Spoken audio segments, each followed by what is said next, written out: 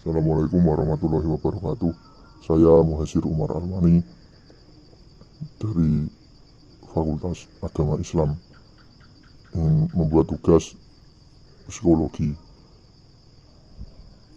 Pertama-tama yaitu definisi psikologi. Psikologi serapan dari bahasa Belanda psikologi, mohon maaf kalau ada kesalahan ejaan, adalah salah satu bidang ilmu pengetahuan dan ilmu terapan yang mempelajari tentang perilaku, fungsi mental, dan proses mental manusia melalui prosedur ilmiah.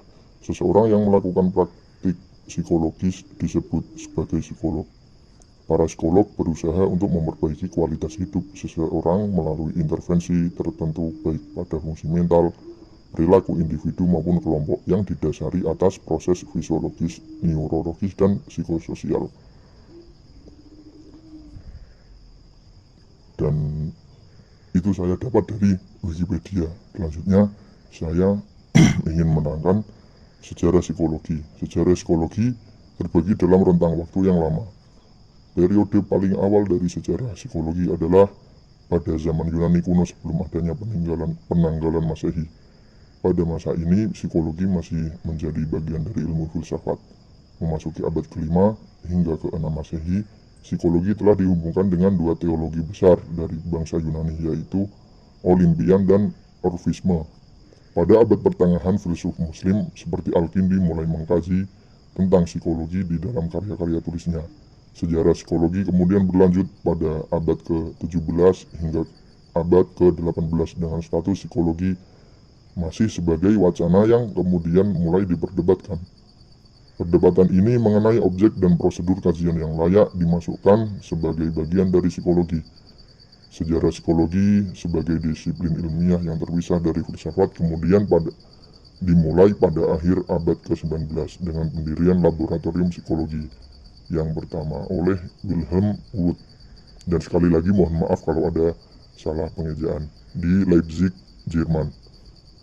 Setelah menjadi disiplin ilmu tersendiri, sejarah psikologi berlanjut ke spesialisasi yang kemudian memunculkan cabang-cabang keilmuannya. Nah, setelah itu ada pun juga aliran-aliran psikologi. Menurut para ahli ada sebentar, ada 7. Nah, yang pertama ada strukturalisme.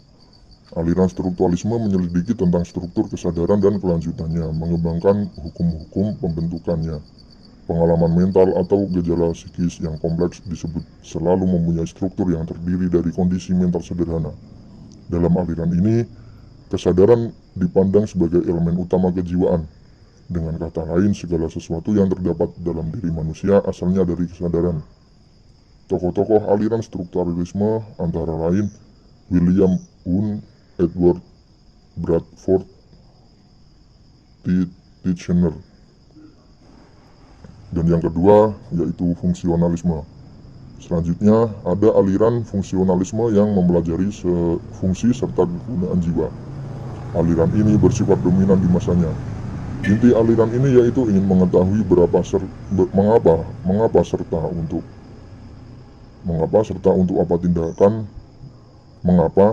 untuk apa tindakan maupun tingkah laku terjadi. Aliran fungsionalisme pun memandang masyarakat sebagai sistem dari beberapa bagian yang saling terkait dan tak dapat dipisahkan. Tokoh aliran fungsionalisme yaitu William James. Dan yang ketiga behaviorisme. Dan behaviorisme mempelajari tentang perilaku atau tindakan nyata. Aliran ini adalah asumsi kejiwaan dan bukanlah objek sehingga tak bisa diteliti secara langsung. Fokus penelitian ada pada perilaku dengan asumsi bahwa hal tersebut adalah wujud dari kondisi kejiwaan manusia. Tokoh-tokoh aliran behaviorisme adalah John B. Watson. Dan yang keempat adalah psikologi dalam atau psikoanalisis. Dalam psikologi dalam dikemukakan bahwa psikis dipengaruhi oleh alam sadar dan bawah sadar. Alam sadar adalah alam nyata, sementara alam bawah sadar ialah kesadaran yang semu. Di alam sadar terdapat alam prasadar yang disebut kenangan. Kenangan gampang dipanggil kembali ke alam sadar, termasuk pula ingatan masa lalu. Kemudian di alam bawah sadar, rupanya terdapat nafsu dan insting yang mampu menjadi pendorong semangat dalam diri seseorang. Tokoh psikologi dalam yaitu Sigmund Freud. 5. Psikologi Gestalt.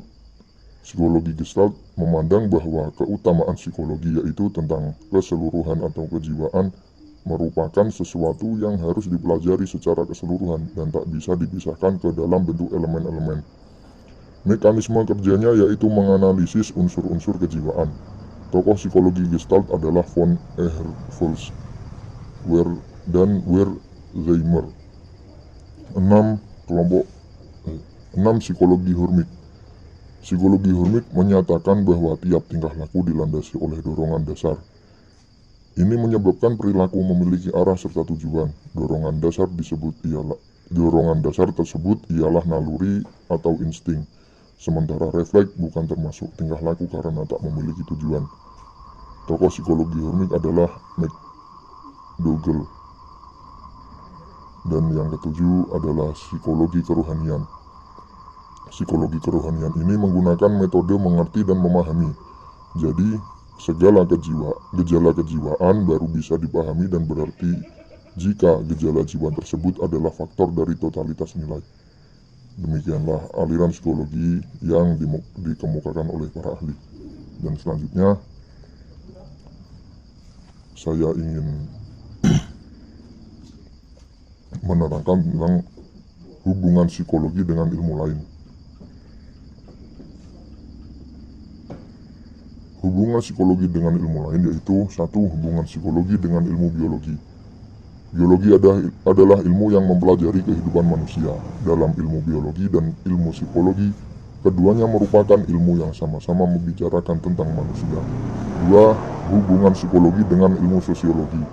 Sosiologi merupakan ilmu pengetahuan yang berkaitan dengan perilaku sosial antar individu dengan individu lain, hubungan antar kelompok dengan kelompok lainnya, dan hubungan antar individu dengan kelompok. Ilmu psikologi dan ilmu sosiologi saling bertemu dan membentuk psikologi sosial yang menjelaskan bahwa perilaku manusia tidak dapat lepas dari kondisi sekitarnya.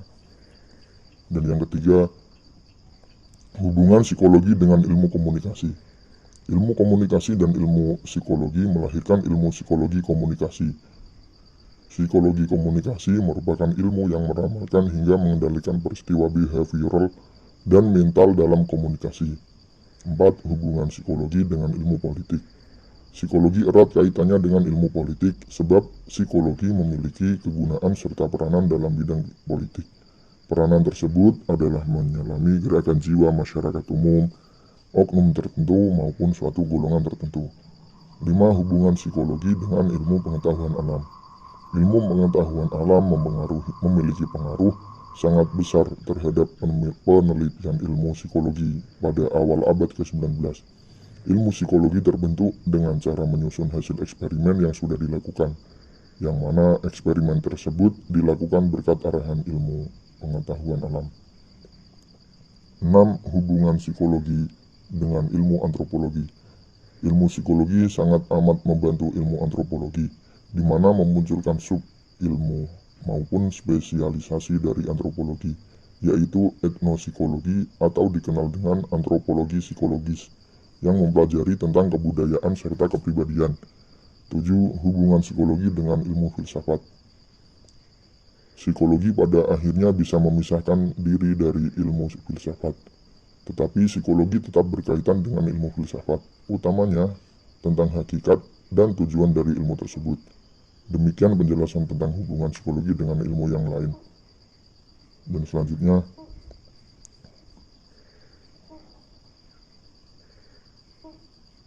saya ingin menerangkan tentang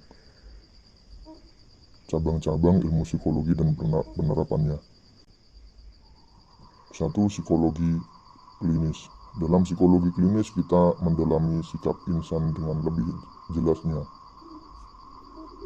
Seorang psikolog klinis menangani beragam kondisi mental individu, mulai asal yang ringan mirip mengatasi krisis percaya diri hingga yang masuk kategori berat mirip perilaku psikopat. Buat menjadi seseorang psikolog klinis harus melanjutkan kuliah ke jenjang magister, tepatnya S2 profesi. Sehabis menuntaskan spesifikasi kuliah psikologi klinis, calon psikolog wajib mengikuti sidang profesi Himpunan Psikolog Indonesia. Sebagian psikolog klinis bekerja sebagai setting medis. Lantas, apa bedanya menggunakan psikiater? Pendekatan serta landasan keilmuan psikologi klinis merupakan pada sikap insan.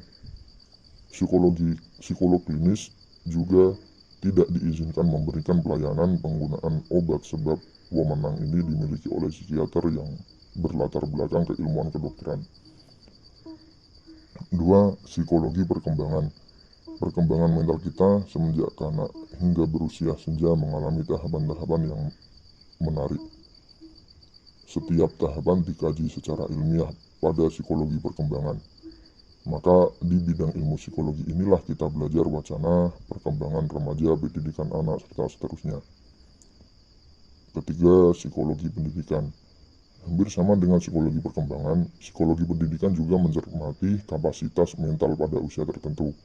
Bedanya psikologi pendidikan lebih fokus di pendekatan serta metode pendidikan yang sinkron dengan usia serta populasi tertentu.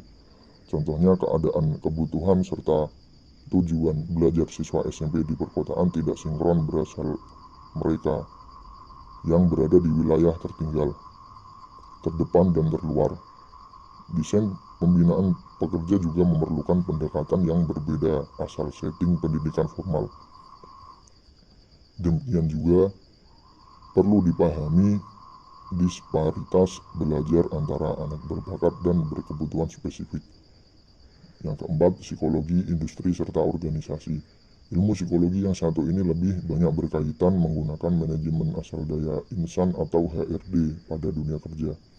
Psikologi industri serta organisasi adalah bidang ilmu yang sempurna buat menangani konflik internal perusahaan, korelasi antar departemen, komunikasi tim kerja, korelasi antara atasan serta bawahan, serta sejenisnya.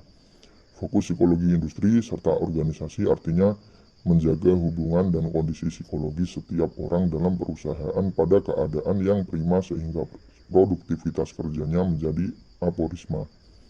Sistem penyaringan serta perekrutan calon karyawan pula dipelajari di sini. 5. Psikologi sosial. Insan sebagai penekanan ilmu psikologi artinya makhluk sosial. Maka tidak aneh jika diharapkan ilmu psikologi sosial sebagai bidang pengkaji proses mental individu pada menghadapi gerombolan atau individu yang lain. Bidang kajian psikologi sosial mencakup resolusi pertarungan, psikologi massa, dan masih banyak lagi. Dan selanjutnya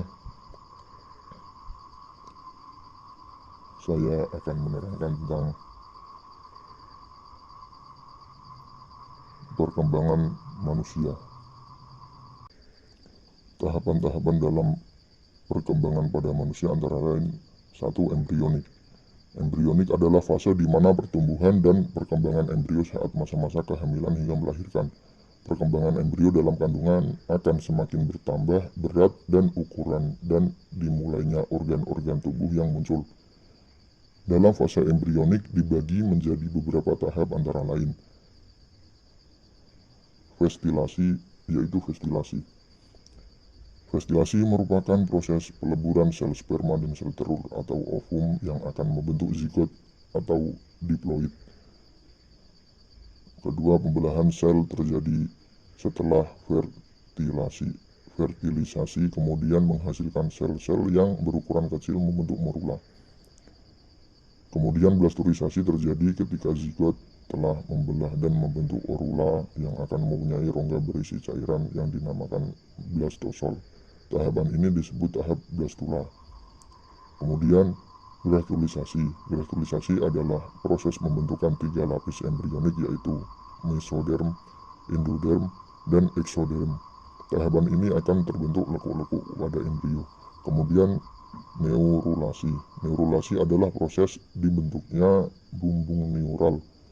Neurulasi terjadi saat lempeng neural yang terbentuk dari hasil penebalan lapisan ektoderm. Kemudian organogenesis. Organogenesis merupakan proses pembentukan organ di dalam tubuh. Pada tahap ini, janin akan dilahirkan sehingga akan mengalami tahap fase embrionik. Dan tahap perkembangan yang kedua yaitu pasca embrionik atau bayi. Pasca embrionik atau bayi merupakan fase pertumbuhan dan perkembangan yang terjadi setelah melahirkan. Pada tahap ini, bayi sudah bisa bernafas dengan sendirinya. Organ-organ tubuh dalam fase ini sudah bisa bekerja walaupun belum maksimal. Walau berkembangnya saraf dan otot serta akan mulai berkembangnya saraf dan otot serta akan membentuk awal kesadaran. Alat gerak seperti tangan dan kaki mulai digunakan. 3. Masa kanak-kanak. Perkembangan pada fase kanak-kanak akan mulai berkembang secara emosional serta sosialnya. Biasanya pada peningkatan yang secara efektif pada keterampilan fisik, sehingga terjadi pertumbuhan yang lebih cepat dari biasanya. Pada fase ini, anak-anak akan belajar melakukan banyak hal dengan sendiri. Contohnya seperti minum, makan, buang air di toilet, dan bermain bersama teman-teman. Perkembangan yang keempat yaitu masa remaja. Pada saat remaja, di mana manusia mulai mengalami pubertas dan perkembangan organ-organ reproduksi. Perubahan fisik pada laki-laki dan perempuan juga semakin terlihat. Fase remaja biasanya disebut fase pubertas, di mana perubahan fisik yang sangat cepat, misalnya berat badan dan tinggi yang bertambah, mimpi basah atau menstruasi, hingga perubahan pada suara. Selain itu, fase remaja juga mulai mandiri dan mencari jati dirinya sendiri. Secara berpikir, mereka akan lebih logis dan mempunyai perasaan yang sensitif. Biasanya pada fase remaja, mereka akan lebih suka menghabiskan waktunya dengan teman-teman. 5. Masa dewasa. Pada fase ini mulai ditandai dengan berhentinya pertumbuhan fisik pada manusia. Masa dewasa sudah tidak bisa bertambah tinggi, namun masih bisa bertambah berat badan. Organ-organ tubuh juga mengalami peningkatan kemampuan serta kematangan. Kematangan berpikir dan kematangan mental juga mengalami peningkatan yang lebih jauh dibanding pada masa remaja. Pada fase dewasa berlangsung dari usia 19 sampai 40 tahun. Mereka akan berfokus pada pekerjaan, pernikahan, dan keluarga. Secara umum, orang-orang dalam tahap dewasa, mereka akan lebih mandiri, prima, bertanggung jawab untuk diri sendiri maupun orang lain, serta akan mempertimbangkan konsekuensi yang akan dihadapi atas perbuatannya. 6. Masa tua atau manula. Pada masa tua, organ-organ tubuh akan mengalami penurunan secara fisiologis. Berbeda dengan masa dewasa di mana pertumbuhan akan berhenti. Hal tersebut karena adanya penurunan, maka fungsi organ tubuh mulai tidak bekerja secara maksimal sampai mengalami kematian. Tahap ini terjadi pada usia 60 tahun ke atas. Fungsi psikomotorik dan kognitif akan mengalami penurunan atau kemunduran. Biasanya ditandai dengan perkataan yang sudah mulai tidak jelas, aktivitas menjadi terbatas, dan kurang cekatan dalam melakukan kegiatan sehari-hari. Demikian, itulah yang saya sampaikan. Kurang lebihnya mohon maaf. Wassalamualaikum warahmatullahi wabarakatuh.